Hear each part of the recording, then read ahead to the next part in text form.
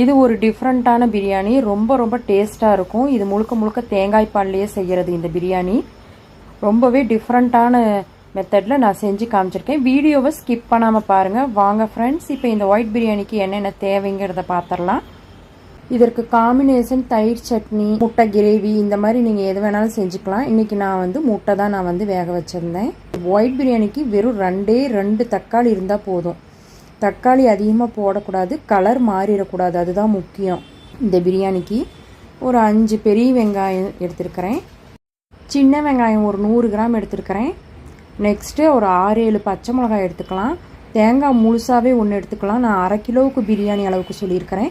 மல்லித்தலை, புதினா தலை, 2 எலுமிச்சம்பழம் எடுத்துருக்கிறேன். நான் தயிர் 1 கப்பு, சிக்கன் ஒரு 1/2 கிலோ அளவுக்கு எடுத்துருக்கிறேன். 1/2 கிலோ பிரியாணி செய்கிறனால நான் 1/2 கிலோ எடுத்துருக்கிறேன். நெக்ஸ்ட்டு அரைக்கிறத அரைச்சிட்டு வந்துடலாம். நான் சின்ன வெங்காயத்துக்கு கூட பச்சை மிளகா 6 பச்சை மிளகா